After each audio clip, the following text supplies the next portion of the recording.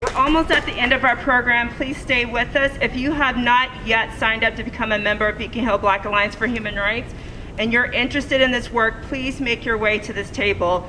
This program was developed by Paul McLennan, my friend and co-chair for Decolonize Decatur, and myself.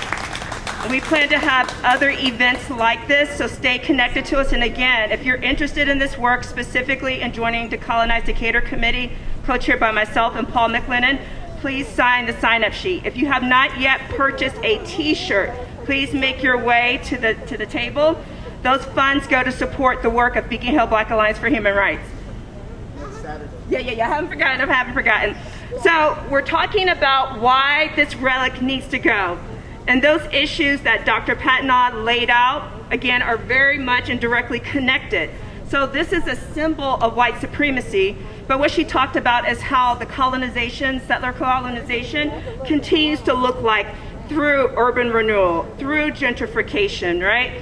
It looks like those things, but it's an extension of how this relic came to be. So just know all these things are connected. Last, I'm going to bring up Koan again. Koan, will you please come share about JADE? Again, this is another step and work you can do in terms of direct action to help us make change in our community. Koan. Thank you, everyone. Hello, my name is Koan Roy-Meighoo, and I recently graduated from the City Schools of Decatur system this May. Thank you. Throughout my time at Decatur, I've been involved with the Beacon Hill Black Alliance, the Student Coalition for Equity, and other statewide DEI coalitions for education advocacy initiatives. As a student who grew up in the district, I have witnessed firsthand the air of ignorance and lack of empathy across racial divisions that is prevalent in the student, teacher, and administrative bodies, which seeps into our community. Racial ignorance, the same ignorance promulgated by this very canon, is widespread in the City Schools of Decatur. And as students, we cannot emphasize enough how real the consequences of this ignorance is for every day on the ground in the classrooms. So, as a school system and a community, we're all too familiar with the most blatant examples of this ignorance. Videos of DHS students, our students, using racial slurs, waving forms of weapons in front of a camera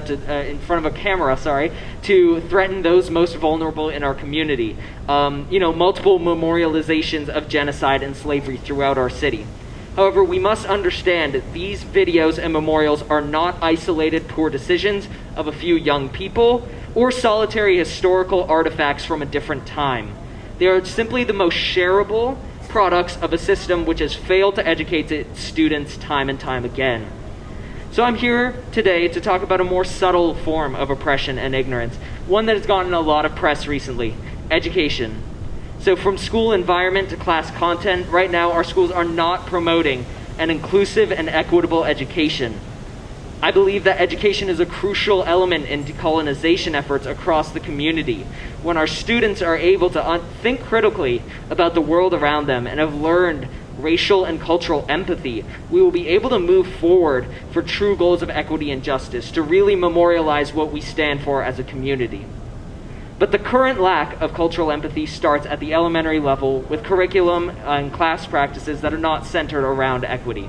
At the middle school level, ignorance turns into a far more dangerous form of discrimination, typically in the form of jokes, microaggressions, cliques, that demean students of color, make them feel less valuable.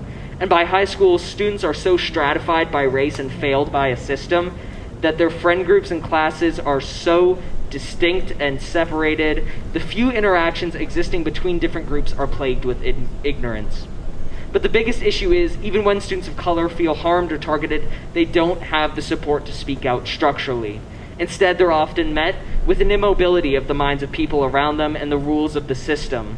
The unwillingness to change has made students of color feel like they're not valued by their school system, and this unwillingness faces us at every step in the path to justice. I personally cannot tell you how many times I've been told it's not about race, by faculty or students. I can even remember being told this canon's history is not just about genocide. So, there's a belief that, we read into everything, that people of color read into everything, a belief that race doesn't influence almost every aspect of our society.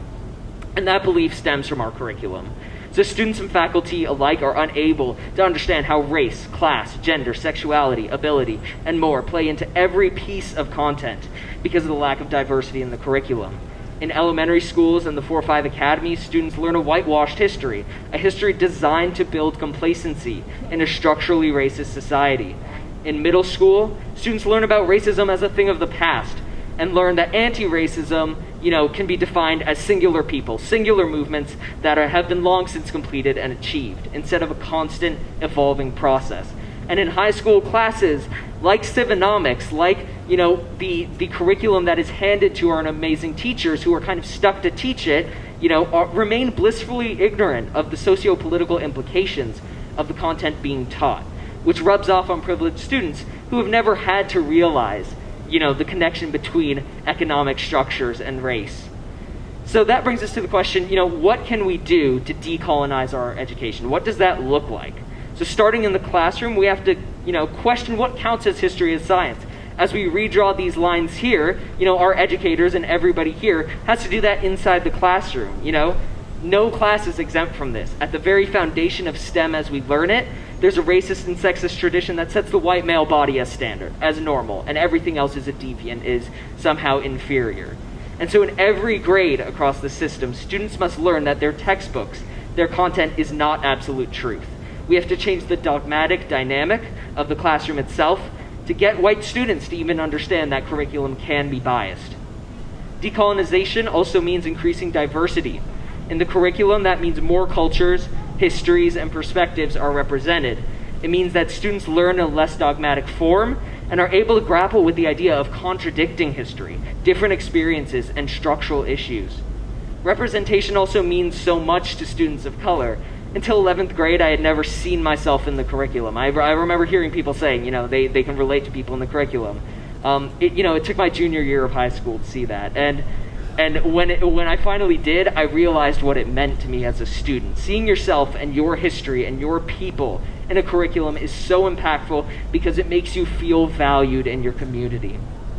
And while it's often a great way to promote equity, increasing who we're talking about isn't the end-all be-all of representation. We have to think about how we represent when we decolonize. Because decolonizing also looks like teaching about the successes of people of color, not just their oppression. Reinforcing a power dynamic through class content is actively harmful when the brilliance of African and Indigenous history is often excluded. Thank you. Decolonizing can also happen outside of a curriculum. When we think about elements that make a school system more equitable, diversity is a key strategy that is easily implementable. Diversity in the classroom means that students get to relate to each other. It also means that they get to hear different perspectives. Diversity in the faculty and staff means that teachers can relate to students of color, and teachers have each other to be safe and to be heard. Diversity in administration means that people making important decisions are always thinking of equity. Administrators of color don't have to remind themselves that race is a structural issue. They don't have to remind themselves to center diversity, equity, and inclusion in their work because it's always around them. So how can we move to make our schools more equity-oriented, diverse, and just? This is a question with many answers, and one of the answers is what we're doing today.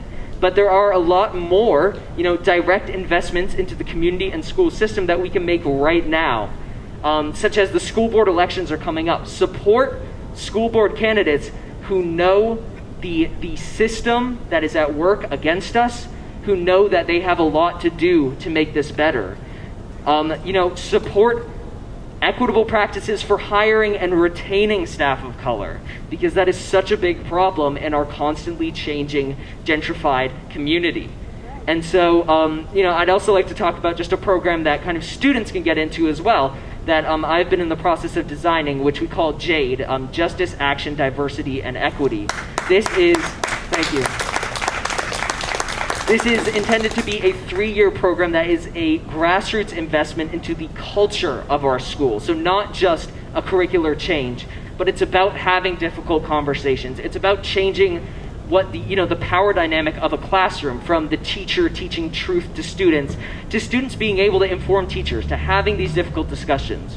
And so, we think that a program like this will teach students to become educators as well, to bring home what they're learning to their families, to open those discussions with their friends, their families, the people who they know might be resistant to this. So I urge you all today as well to do the same. The people who you know live here or are interested in these things, or maybe are against, removing this canon, have this conversation with them. Show them this history. Teach them that they can be part of the change and that they need to listen to new voices. So to wrap this all up, I'll talk about why I chose to talk about education today. In the face of direct attacks to our school's freedom across the nation, and in front of this canon, which symbolizes the very danger of the ignorance and hatred promoted by our current educational system, or lack thereof, it is now more than ever crucial to understand the connection between how we choose to educate and what we choose to memorialize in the future. Thank you. Thank you, Koan.